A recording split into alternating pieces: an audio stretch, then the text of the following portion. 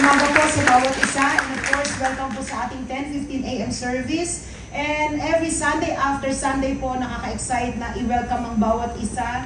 Of course, alam po natin yung feeling na gusto mo nga pumunta sa isang gathering na tulad nito, eh hindi naman po pwede. Tama po ba? Naranasan natin yun. Pero every time we have opportunity para tayo ay magsama-sama tulad nito, i-cherish po natin, i-treasure natin. Dahil po, we may not know what will happen, o hindi natin alam kung anong pwedeng mangyari sa atin mamaya or bukas, pero I believe that every time we cherish or seize the moment na katulad po nito upang magsama-sama, upang purihin siya, ay patuloy na treasure, something po na talagang pagyayamanin ng bawat isa sa atin. Amen po ba? Amen. This is the day that the Lord has made and we will rejoice and be glad in it. Amen po ba? Naniniwala po ba kayo dyan?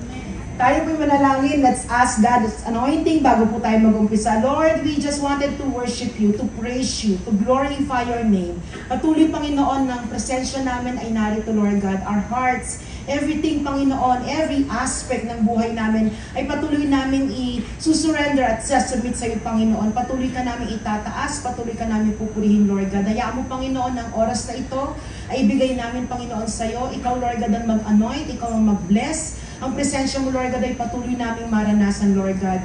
Hayaan mo, Panginoon, na ang aming buhay at ang aming isipan sa oras na ito ay punuin mo lamang ng iyong presensya. Anumang mga salitang maririnig namin sa iyo, Lord God, patuloy, Panginoon, na ito ay aming i-claim, aming tanggapin, Lord God. At Lord, excited kami, Lord God, expectant kami, Lord God, sa mga revelation na ibibigay mo, Lord God, sa amin ngayong oras na ito, Lord God. We surrender ourselves to you. We give this time to you, Lord God. We offer this time to you, Lord God. And we are believing, Lord God, na bawat isa sa amin ay kakatagpuin mo, Lord God. Lalabis kami sa lugar na ito, Lord God, ng punong-puno ng iyong presensya, Lord God. That our hearts, Lord God, has been saturated or will be saturated by your presence. And Lord, let it be, Lord God, that your will be done in each one of us, Lord God. At sa patuloy, Panginoon, na ranas namin ng iyong presensya, hayaan mo, Lord God, na patuloy ka namin purihin, patuloy ka namin sambahin, at patuloy ka namin luwalatin. Sa iyo lamang namin ibinibigay ang lahat ng papuri at pagsamba sa pangalan ni Jesus. Ang lahat ay magsabi ng Amen. Malakas ang palakpak para sa ating Panginoon. Again po, tatlong bagay po yung binibigyan natin ng emphasis during our covenant season. Aside of course sa consolidation ng ating mga major events, we praise the Lord dahil nakatapos na po tayo ng ating The Pillars at nakatapos na rin po tayo ng ating pong Palarong Cornerstone. And of course, this coming Friday, Saturday, and next Saturday, we will be culminating our covenant season with covenant celebration. But aside from that major events, tatlong bagay po yung binibigyan natin ng emphasis at diniscuss po natin ang mga bagay nito into series. Last August, we discussed about seeking the will of God. And then last month, September, we discussed about committed to God and His work. Ngayon naman po, yung pangatlo pong emphasis ng ating covenant season, which is of course engaging into the kingdom of God, ang ating pong topic. At ang title po ng series natin this month of October is Be Engaged in Building God's Kingdom. Pag sinabi pong be engaged, God is challenging us na mag-take step na po tayo, mag-take action tayo, at patuloy na magkaroon tayo ng involvement sa lahat ng mga bagay o anumang mga bagay na gusto o nais ng Panginoon na ipagawa sa bawat isa sa atin. Iba-iba man yung nais niyang ipagawa sa atin, pero I believe na more than anyone else, ikaw at ang Panginoon ang nag-uusap patungkol dito. Amen po ba? Hindi niya yan ibibigay o i-reveal sa iba. Maaari sa ibang pagkakataon, pero before He reveal it to others, to your leaders, or to anyone sa iyong kapaligiran, alam kong meron kayong time ng Panginoon so that He can really fully reveal to you or unfold to you yung mga bagay na gusto niyang ipagawa sa iyo. And when you finally found out kung ano yung mga bagay na yon o nalaman mo kung ano yung ina-unfold ng Panginoon o kaya na-confirm mo kung ano yung pinapagawa niya, engagement is the next step for each one of us. We have to do something about it. And of course, our engagement will always geared towards building God's kingdom. And in this part, it's timely para po sa atin na ma-remind po tayo ng ating vision and mission ng ating simbahan. Mahalaga po na maintindihan natin yan. Pagka po tayo nagsisilive, lagi po namin sinasabi na kailangan kahit na nakapikit ka, kahit natutulog ka, kabisado mo ang mission and vision ng ating simbahan. It's mainly because this is the way kung paano po natin maiintindihan, kung bakit po o maunawaan kung bakit nandito ang cornerstone at ano po ang atin pong goal, atin pong talagang puso para po talaga sa existence ng ating simbahan. Ang ating pong vision statement is very short lang po, sabi dyan, build godly lives, reach the world. And paano po natin ma-attain ang vision statement na yan? Of course, sa pamamagitan po ng ating mission statement. Sabi po dito, ma-attain natin ang build godly lives, reach the world through bringing relevant Bible-centered messages and living empowered Christian lives through prayer, fellowship, worship, missions, and giving. And in relation to our series na sinasabi po nating be engaged in building God's kingdom, we will focus on what an empowered Christian life looks like. Yan po yung gusto nating makita. Ano nga ba talaga, pag sinabi nating we want to have an empowered Christian life, ano nga ba itsura nito? Ano nga ba ang description nito? And from our mission statement, it is through the spiritual discipline na minention po dyan, ang magsasabi or where we can see here where this kind of life will be developed. Paano po madidevelop ang empowered Christian life? Through developing and honing sa ating buhay po yung spiritual disciplines na nandyan po. However, hindi po natin intentionally na finalo ang order po niyan. Instead, we start from the last part, which is giving.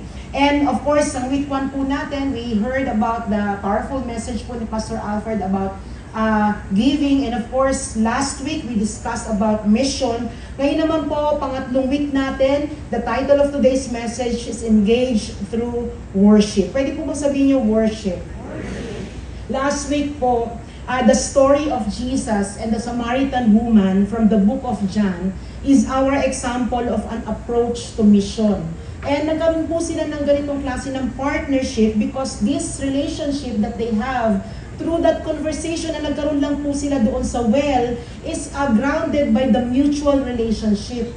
And because of that mutual relationship, nagkaroon sila ng partnership. From here, Jesus breaks social norms among Jews and Samaritan because alam po natin yung division between Jews at saka Samaritan. Hindi po sila pwedeng mag-usap, kahit po magkahawakan lang o kaya po magkaroon ng association. Yan po yung bawal na bawal po between Jews and Samaritan. And sabi dito, Jews, bakit po na-break yung social norms? Because Jesus asked this Samaritan woman for a drink dahil po uuhaw siya. And historically, yung hostility po or yung animosity between Jews and Samaritans due to their religious and ethnic differences are very evident. Yan po ang reason kung bakit talaga sila magkaaway o kaya talagang may division o talagang hostile with each other. And yung mga Samaritans po were considered half-breeds. Kasi po bakit? They had an intermarriage with other nations and adopted some of their religious belief. Of course, pag may intermarriage po at iba po ang kanyang paniniwala, religious practices, religious belief, nung napangasawa mo, mag-ano po yan, di ba? Maghahalo po yan. Ibig sabihin, magsasama yan. And this surprising request from a Jew, which is Jesus, captures the Samaritan woman's curiosity. And sabi nga po last week, it sparks a theological conversation between the two of them. And because of that, Jesus was able to share the gospel, and because of the open heart po ng atin pong nitong Samaritan woman, yung new life in Christ ay na-experience po at natanggap po nitong Samaritan woman.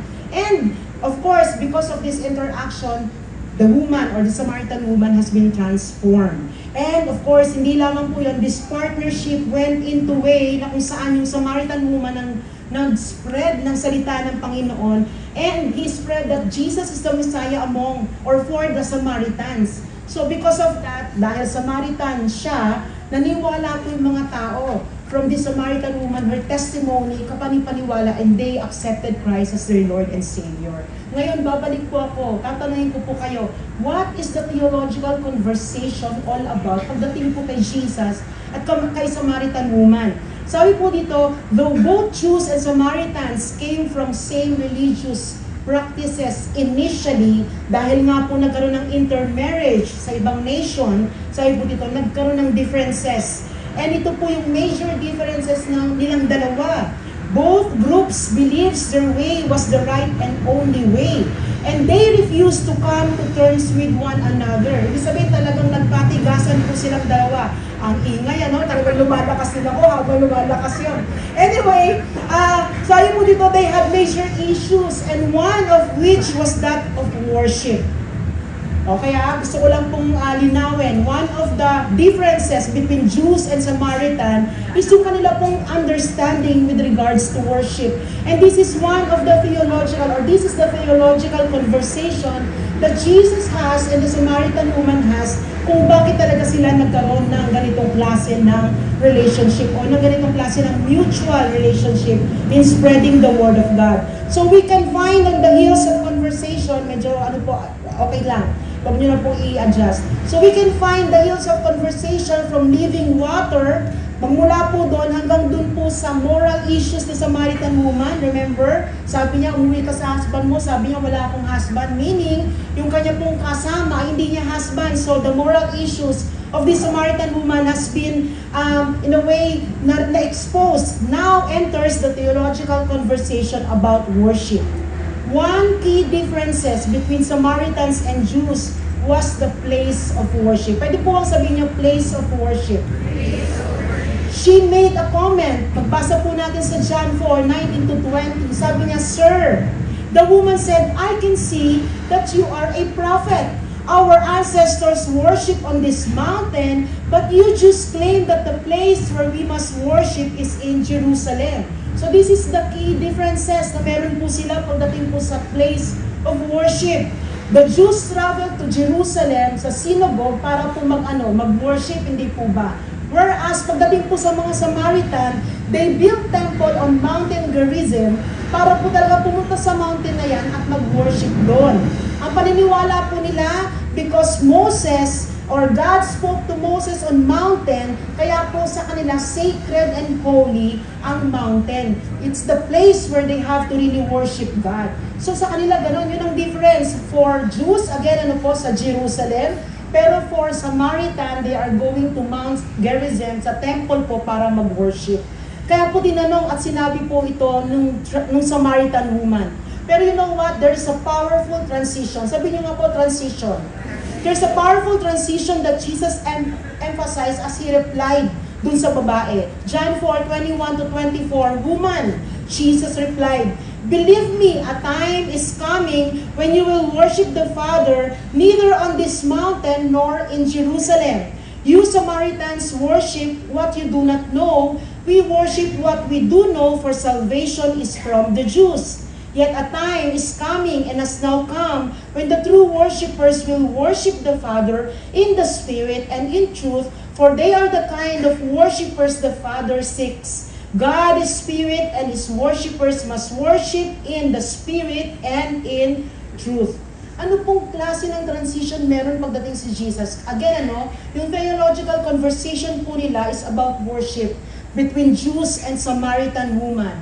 And Jesus is here, He's breaking down the barriers, He's breaking down the challenge of this traditional understanding of these two, the Jews and the Samaritan, about worship. Ano yung transition dito? Dahil nga there is a debate of where to worship, dahil para po sa kanila, they are missing the point, the main point of worship. Dahil lagi nila pinipilit, hindi doon sa Mount of Gerizim. Sasabihin naman ng isa, hindi sa Jerusalem. So sabi po dito, they each believe it was the worship place which made the worship experience great. But Jesus says, or ito po yung transition, sabi niya, it is not the worship place, but the worshiper. Wow! Grabe po minsan si Jesus, Sometimes, may mga ganito po tayong klase sa buhay natin. May mga bagay tayong inilalaban, o may mga bagay talaga tayong pinupush natin sa ibang tao, wherein the Lord is trying to tell us that's not really at all important. And you're missing the points kapag or you're missing the point kapag yan ang inilalaban mo at patuloy mong pinupush sa mga tao. Eto kapatid, ang sasabihin niya, ito anak, ang talagang dapat nating intindihin.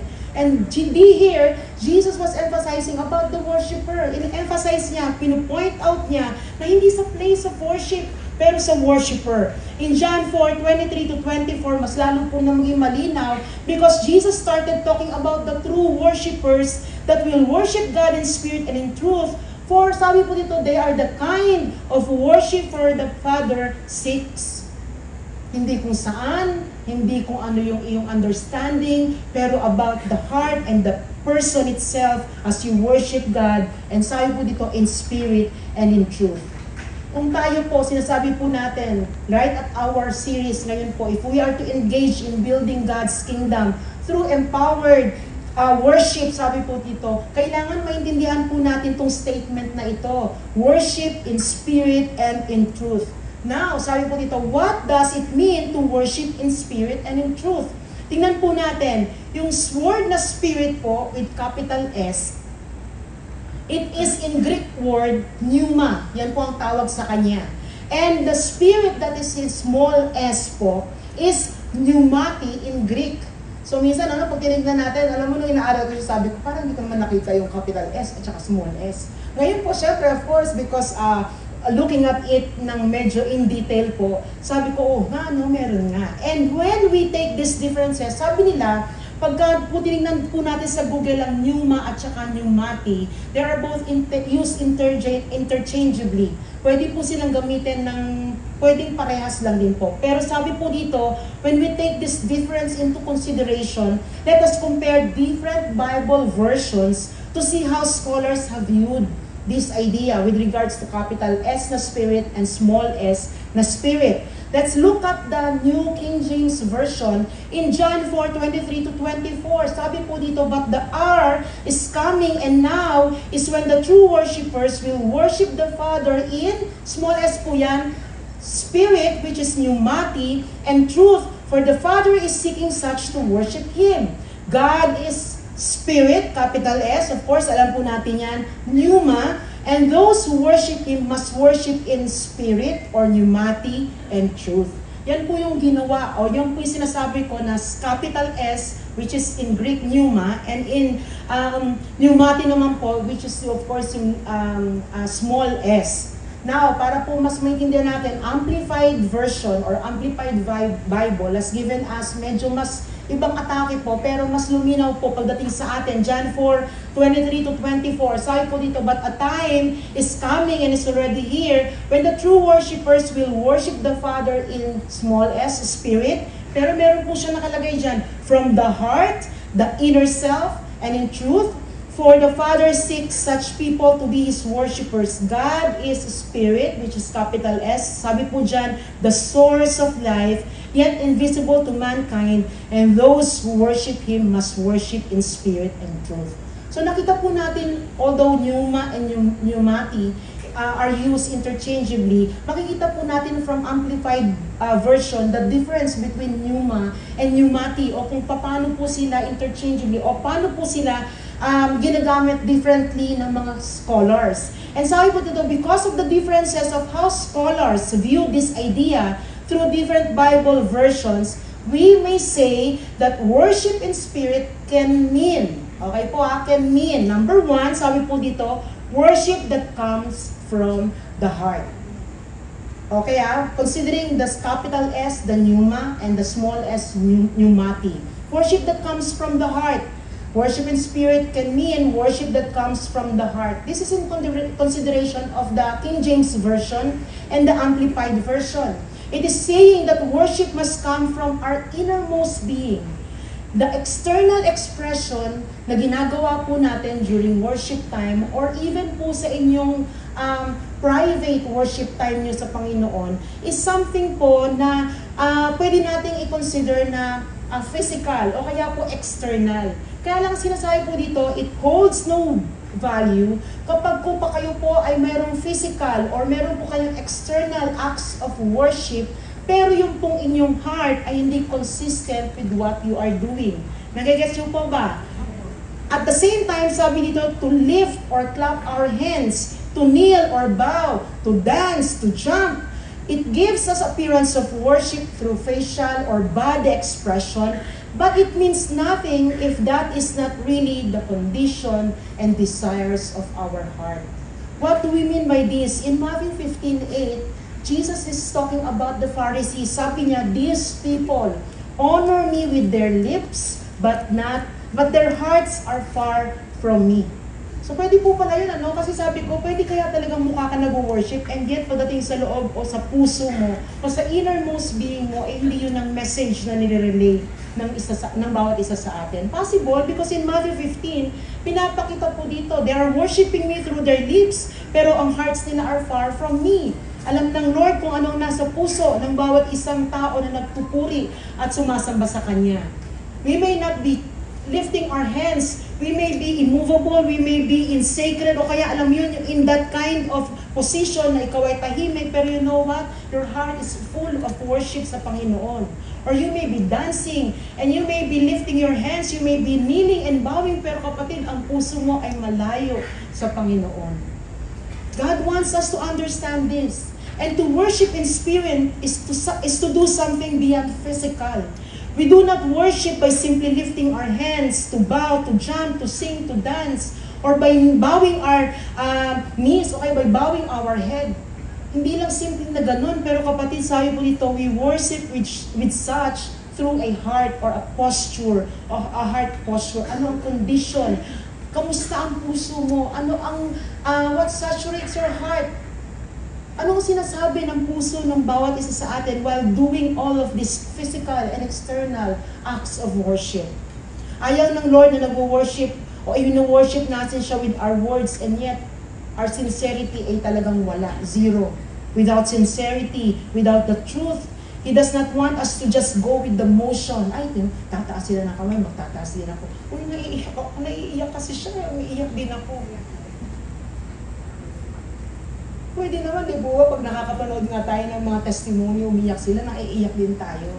When we heard testimony dito po sa pulpit at alam mong ikaw ay na-touch o kaya talagang hinihi po ng Panginoon ng puso mo, naiiyak ka rin eh.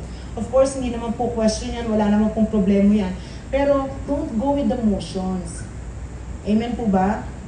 Meaning, sabi po dito, true worship is not limited to external actions. Not limited. Meaning, ibig sabihin, pwede mo pa rin gawin yan. Pero, habang ginagawa mo yan, there should be an involvement of a deep personal connection with God that permeates o kaya saturate every aspect of our lives.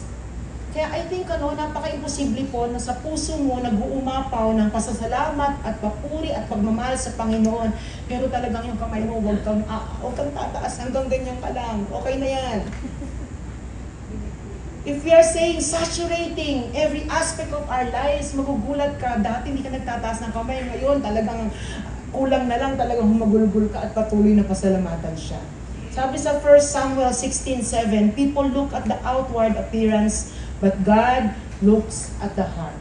Alam ng Panginoon kung ano ang nasa puso natin. Alam niya kung anong condition ng ating puso. Alam niya kung ano ang ang nagsasaturate o talagang pumupuno ng puso ng bawat isa sa atin. Sabi po dito, to worship God in spirit, we must engage our whole being, our hearts, minds, souls, and spirits in our adoration of Him. Focus pagdating sa papuri at pag-adore at patuloy na pagluluwalhati sa kadakilaan. Siya ang karapat dapat na makatanggap ng ating papuri at pagsamba. Every day of our life, you can always look sa buhay mo, sasabihin mo, napakabuti ng ating Panginoon. And sometimes when we try to look at the situation na meron tayo, yes, discouraged tayo, disappointed tayo, may mga time frustrated tayo, pero kapatid, umpisahan mong magpasalamat sa Panginoon, magugulat ka, dahil marami at talagang pinupuno tayo ng mga ginagawa ng Panginoon, pagpapala ng Panginoon, upang siya ay pasalamatan sa bawat araw na dumadaan sa atin. Minsan nga, pag-gising pa lang natin, pagmulat pa lang ng ating mga mata, kinakailangan ang sambitin na lang, Lord, salamat kasi buhay pa ako ngayon. Marami po tayong pwedeng i-engage sa Panginoon, pero sabi po dyan, our whole being in adoration of Him. Number 2, worship that is led by the Holy Spirit, which is of course yung pneuma, the capital S. If you notice the NIV, sabi po dyan, yet a time is coming and has now come when the true worshiper will Spirit the Father in the Spirit and in truth, for they are the kind of worshiper the Father seeks. God is Spirit and His worshiper must worship in the Spirit and in truth. So makikita po natin dyan yung capital S. So it usually a reference to the Holy Spirit. And sabi po dito, it means na tayo bilang Kristiyano, as we are deposited by the Spirit of God, yung Holy Spirit po ay nasa atin. Once we receive Christ as our Lord and Savior, let us allow the Holy Spirit to teach us to worship God. Sino po sa inyo, you will say yes pagka po sinasabi natin, sometimes worship is a sacrifice. Because hindi naman tayo laging at all times feeling natin talagang sobra tayong passionate at talagang yung papuri sa Panginoon ibibigay natin, hindi po ba? May mga time ang lungkot natin, may mga time yung sitwasyon natin, iba ang sinasabi doon sa talagang emotions natin. Pero you know what, whatever or anuman ang nararamdaman mo, regardless of the circumstances na meron ng kakapatid, ang papuri ay patuloy na ibibigay natin sa ating Panginoon. Allow the Holy Spirit to teach you to worship God. And when time comes, hindi mo na maisip, bakit ko pupurihin? Ang dami ko ng problema. Punong-puno nga ako ng mga ganito. Hindi na nga ako makatayo sa dami ko ng problema. Dapang-dapa na nga ako. Again, you ask the Holy Spirit and you may not know it. Magugulat ka na lang. You are already crying it out to God and telling Him He is great kahit na gano'n ang sitwasyon ng bawat isa sa atin. Philippians 3:3, sabi po dito, "For we who worship by the Spirit of God are the ones who are truly circumcised. We rely on what Christ Jesus has done for us. We put no confidence in human effort." Their worship is spiritual and recognizable by the focus on the Holy Spirit's work in their lives. If we are believing that the Holy Spirit is with us, siya ang iniwan ng Panginoong Jesucristo nung siya ay na-ascend sa heaven, at iniwan niya ang Holy Spirit sa atin to be our helper, to be our comforter, then allow or recognize the Holy Spirit na siya ay nag-work sa buhay ng bawat isa sa atin. May mga oras, kapatid, hindi natin siya maramdaman. Hindi nga natin alam, nandiyan pala ang Holy Spirit eh. Pero you know what? Once we learn from the Bible that He is with us, among us, in us, through us, with us, kapatid, gawin mo yun. I-recognize mo siya, kayaan mo na i-work niya yung mga bagay na yan sa buhay po natin. The work of the Holy Spirit is to lead and to guide us, and that includes worship. Hindi lang yung mga bagay na, Lord, ano ba, magandang gawin dito sa trabaho na to? Ito ba tatanggapin ko? Ito, Lord, ano bang bahay ang bibilin ko? Itong malaki o mas malaki? Lord, saan ba ako pupunta? Dito ba sa magandang lugar o dito sa subdivision na ganito? Mga bagay na akala natin, yun lang yung kayang ibigay ng Holy Spirit. Kapatid, even the simplest things sa buhay po natin, anong donut, anong susuot kong damit, we can always ask the Holy Spirit to lead us and guide us. And I believe He will always be delighted pagka po lagi natin tinatawag ang Holy Spirit, because we are telling Him and expressing Him our dependency sa ating Holy Spirit. John 16:13, "But when He, the Spirit of truth, comes, He will guide you into all the truths. For He will not speak on His own initiative, but whatever He hears, He will speak, and He will disclose to you what is to come." Meron po tayong free will. Tama po ba ako?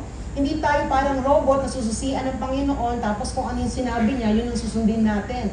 But because the Holy Spirit is there, He is our guide, He is our, yung path na gustong tahakin ng Panginoon Diyos sa atin, siya ang magtuturo sa atin, and it's all up to us if we will go with it, or if we will say, "Yes, Lord, ito susundan ko." I know, Lord, medyo mag-explore muna ako sa mga bagay na ito. Kaya di ba, minsan nagkakaroon po tayo ng mga plano sa buhay natin na, ako kasi yun, hindi si Lord eh. Nare-realize natin ang mga bagay na, mainly because, you know what, hindi natin siya pinapakinggan. Sabi dito, Holy Spirit is the Spirit of truth. And through the dwelling presence of the Holy Spirit sa bawat isa sa atin, ni-unite niya po tayo sa Lord, sa Diyos, and He guides us in our spiritual journey. Sino pong gustong laging guided? Kung hindi ka magkakamali, then allow the Holy Spirit to guide you. Ano pong point natin pagdating dito sa number 1? To worship Him in spirit means our worship must come from the heart and be led by the Holy Spirit.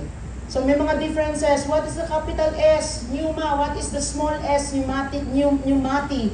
Kapatid, wag na po natin intindihin yun. The thing is, to worship Him in spirit may be both. It must come from our heart, and we must be led by the Holy Spirit. Ano naman daw pong ibig sabihin pag sinabi natin worship in truth? It means, number 1, who God is based on His Word. Hindi through your emotions, hindi sa testimony lang ng isang tao. Yes, we are learning from the testimonies ng mga tao. we are actually nare-reveal sa atin yung mga character or nature ng Panginoon na minsan hindi pa natin talaga fully na-experience. Pero you know what, kapatid, pag sinabi mong worship in truth, you know who God is based on His Word. Pag alam mo na God is your provider, you know it by your heart, alam mo ang katotohanan ng salita na yun. Hindi ka lang nakikiayon na God is my provider. Oo nga pero kapatid, ako may walang ulam. Walang pang tuition fee yung anak ko bukas, hindi ko na alam kung kami ay nasa bahay pa namin kasi wala kaming pang renta. Yung alam mo yun, you are contradicting what the Word of God is saying.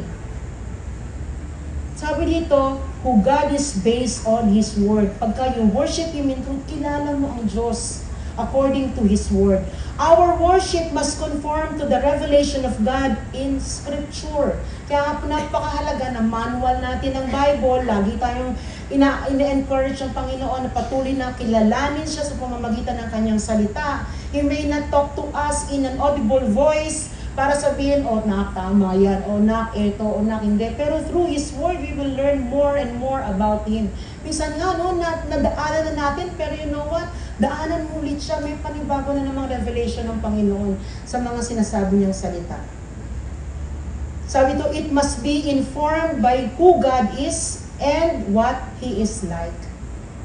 And through reading the Word of God, you will really know who God is.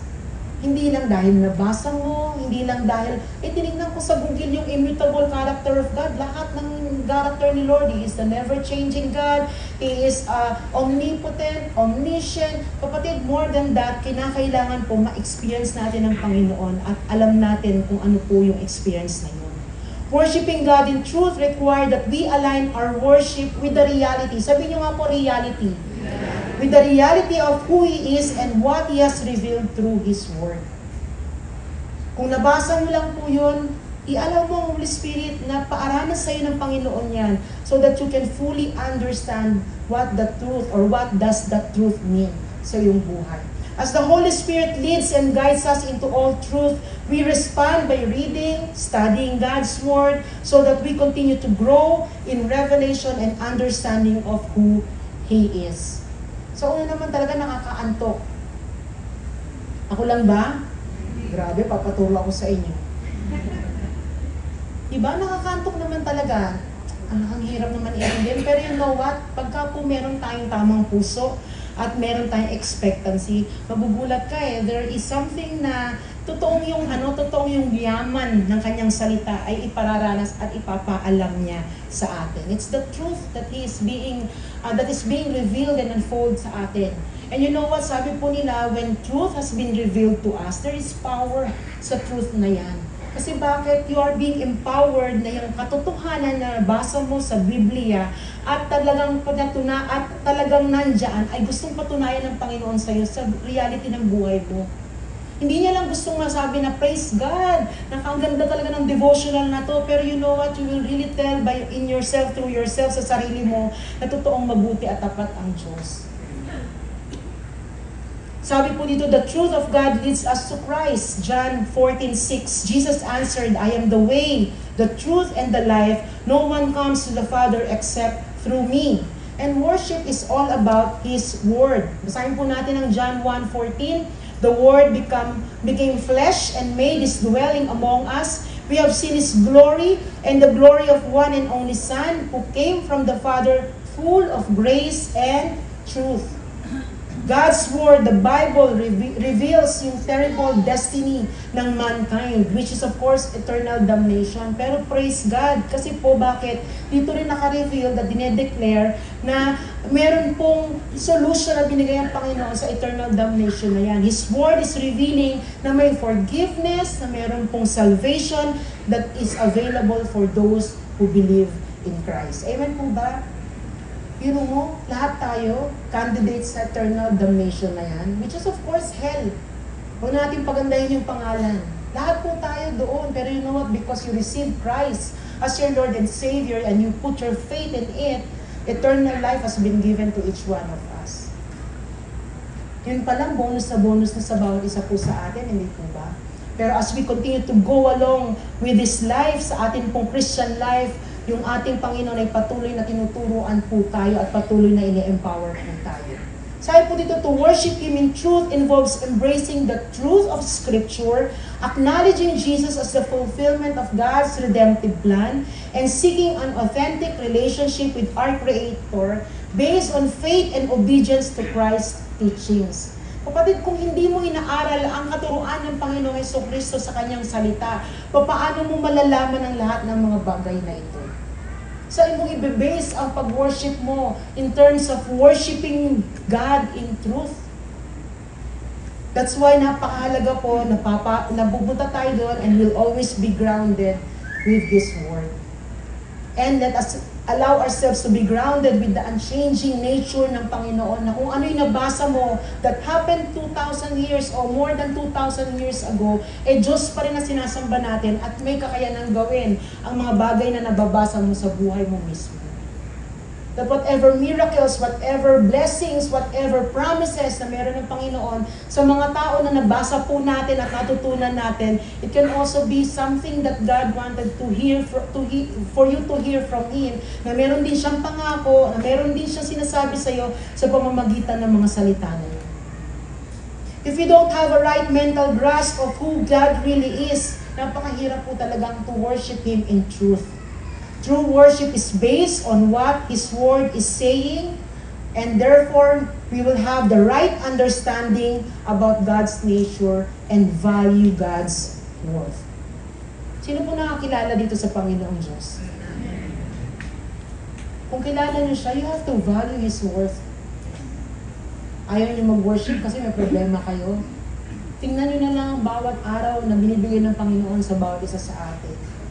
Yung ang hangin lang, sabi ni Pastor Alfred, di niya tayo pinagbabayad, di po ba? Niya sinasabing na, Aileen, unfaithful ka, kaya 50% lang ang hangin mo ngayon. Hindi po ba?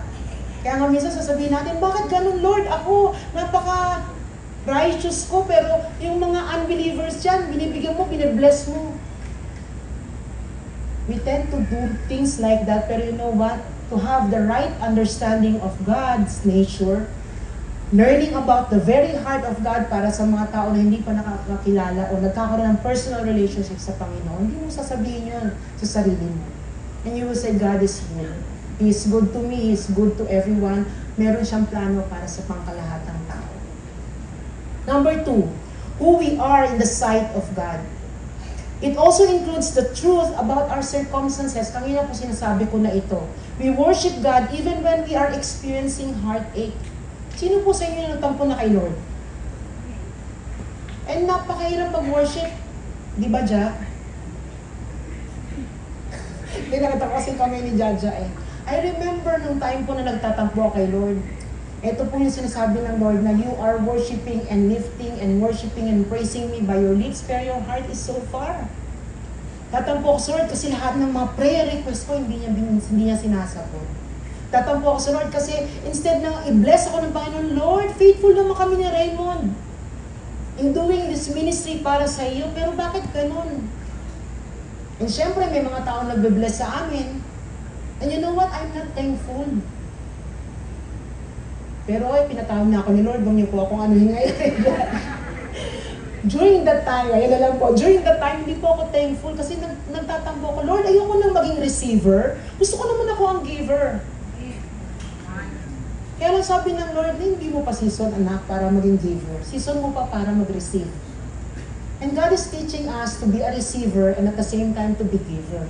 Darating po yung time na yan. May mga makilala po ako, they just want to be giver, pero pagdating po sa receiver, ay, nahihiya ako You know what? No. Dapat po yung joy mo in giving, you also have that same joy in receiving. Kasi alam mo kung bakit? It's God who tell him or her to bless kung sino man o tayo man, and God will definitely bless that person. Hindi siya ang iyong provider, pero kapatid, ginamit siya ng Panginoon para sa iyo.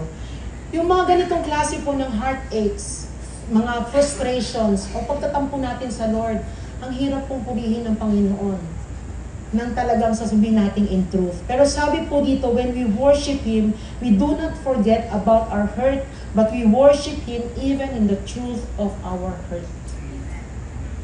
Lord, ang sakit Ang hirap na nararamdaman ko. Hindi ko maitaas ang kamay ko Pero Lord, di ba? dakila ka, Diyos ka pa rin. Alam niyo po, napakalaki pong revelation sa akin ng time na, bakit? Porket ba hindi sinasagot ng Lord ang panalangin mo? Nabawasan ba ang pagka-Diyos ko?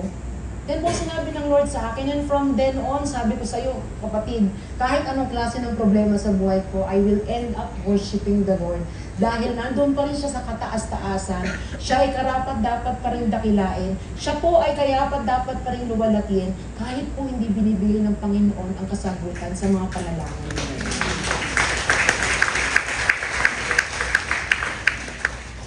Hindi lamang po yun, of course, napakasaya po. We also worship in joyful circumstances, of course. Pag may blessing, pag may answered prayers, pagka po talagang everything is in place sa buhay po natin, napakadali po talagang mag-worship. Amen po?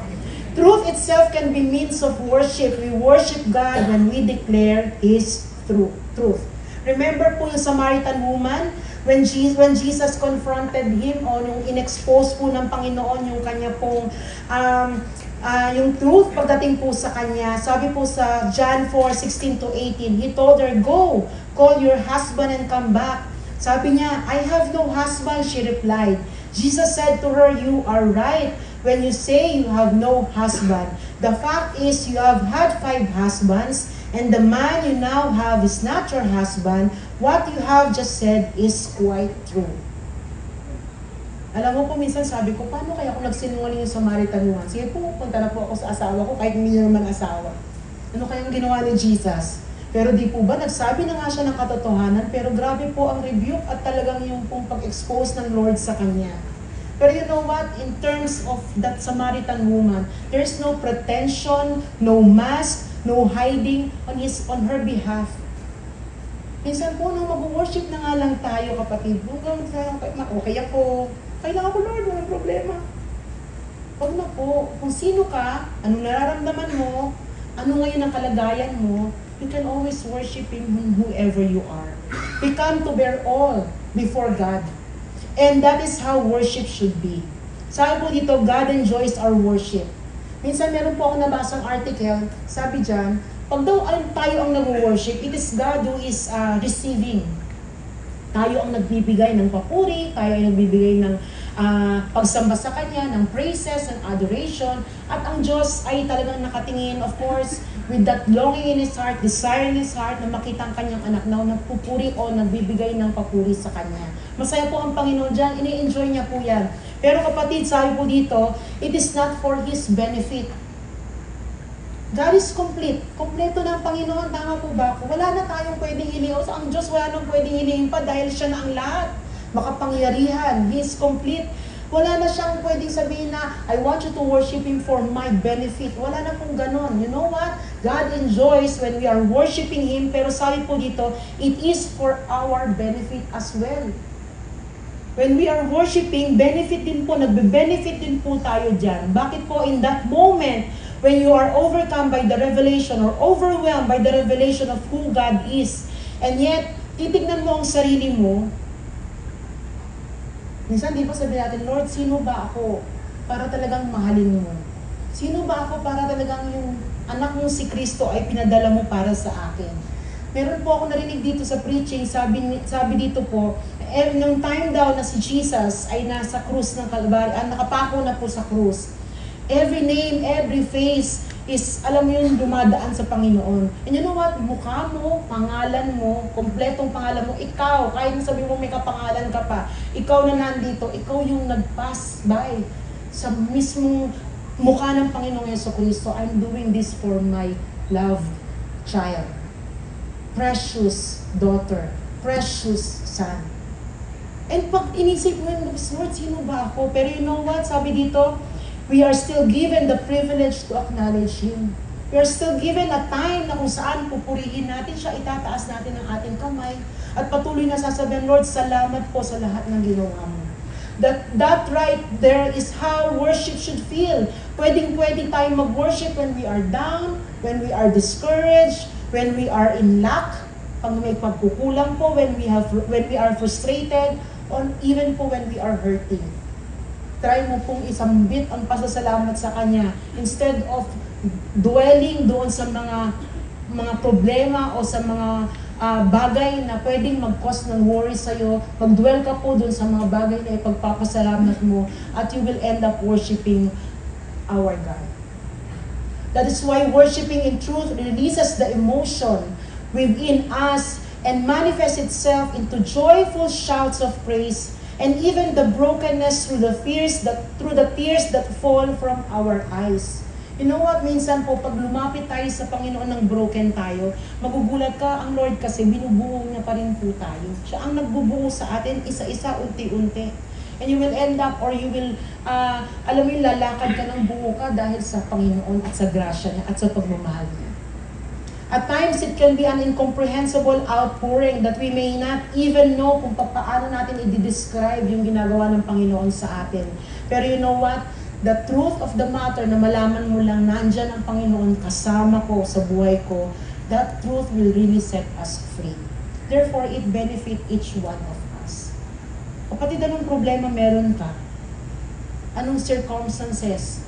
Ano yung sinasabi mong problema na dinadaanan mo? God will always be true to His word na nandyan siya, sinasambahan ka niya.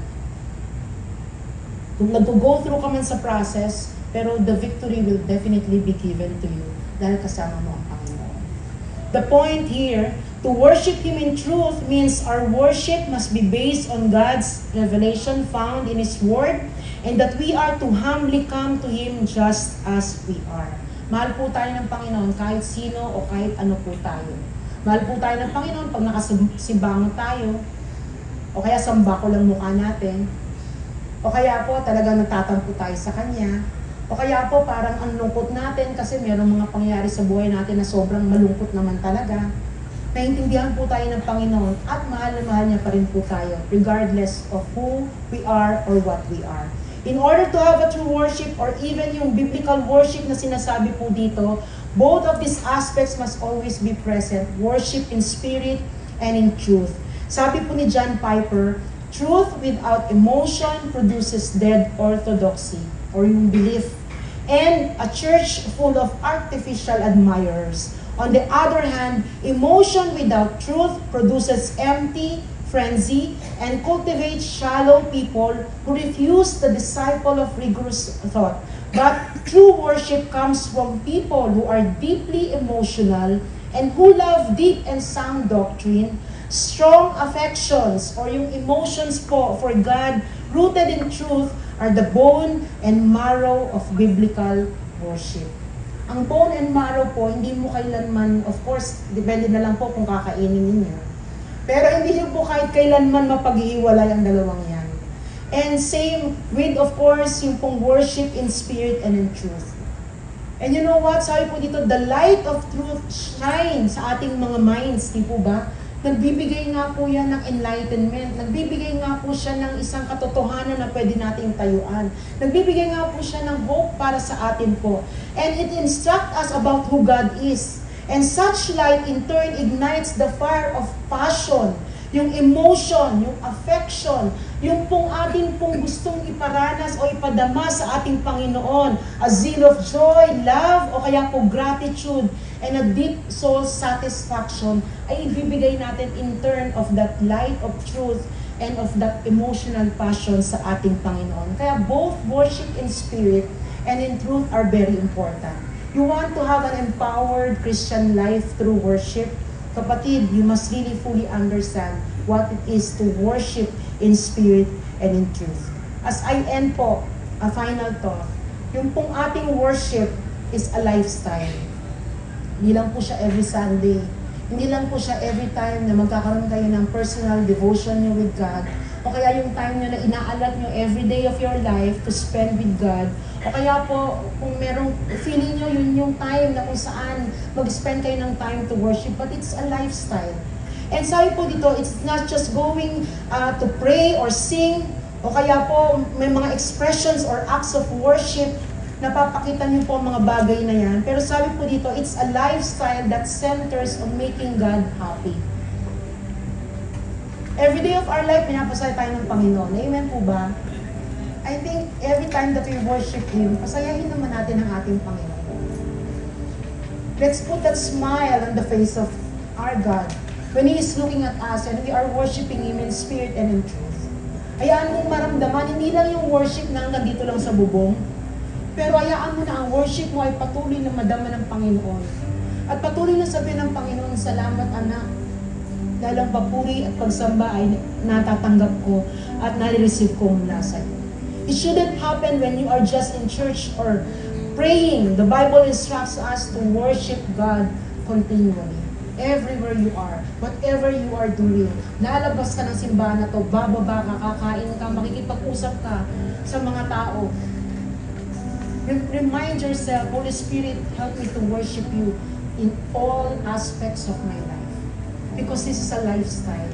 Hindi lang to isang pag sinabi ng Lord ng on button, yes Lord, mag-worship na ako. Pero kapatid, lahat po yan naka-on button dahil everyday, 24/7 of our life, lahat po yan ay patuloy na magpupuri at patuloy na magbibigay sa Kanya ng papuri at pagsamba. Sabi po dito, worship needs to become our normal mode of living.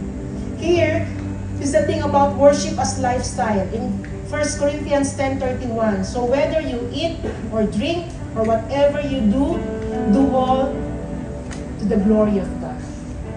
Lahat ng ginagawa mo, sinabihan mo yung anak mo, Lord, nagbibigay ba ng glory sa ito?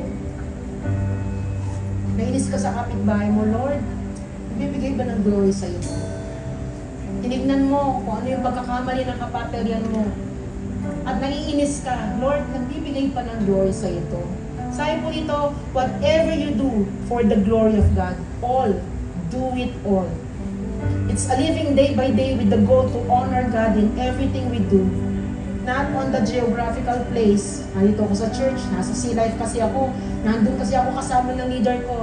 Pero sabi po dito, the way you worship Him daily in your life. Lalo na po pag mag-isa kayo. Lalo na po pag meron kayong choice between what is doing, what is the choice between doing what is right and what is wrong. Hindi lamang po yun. Number 2, worship says He is worthy of it all. Regardless of your situation, He is worthy of it all. Proper and true worship is recognition of His worthiness. Is God worthy in your life? The dictionary defines worship as reverence or respect paid to a divine being. It comes from an Old English word, worship. Recognizing one's great worth. It denotes the value of the one receiving the special honor or devotion. And when applied to Lord, it speaks of His deity, greatness, might, and power. Kapag pinupuri mo ang Panginoon, kapatid, i-address mo with full devotion ang lahat-lahat ng buong buhay mo sa Panginoon, who is always the Lord of all lords and King of all kings, the mighty God, the powerful God, the great God, the one who wanted to bless you, your provider, your healer, everyone na pwede yun po kung paano nyo kilala ang Panginoon sa buhay ninyo. He is that He is. I am what I am, says the Lord. Bless Him, praise Him, worship Him. And definitely, continue to give everything sa buhay mo po, even your own lives. Dahil ang Panginoon ay patuloy na magbe-bless at patuloy na tatanggapin ang iyong papuri at pagsamba. Ready na po ba kayo mag-worship? Tayo po'y tumayo and let's worship our God. Thank you, Jesus.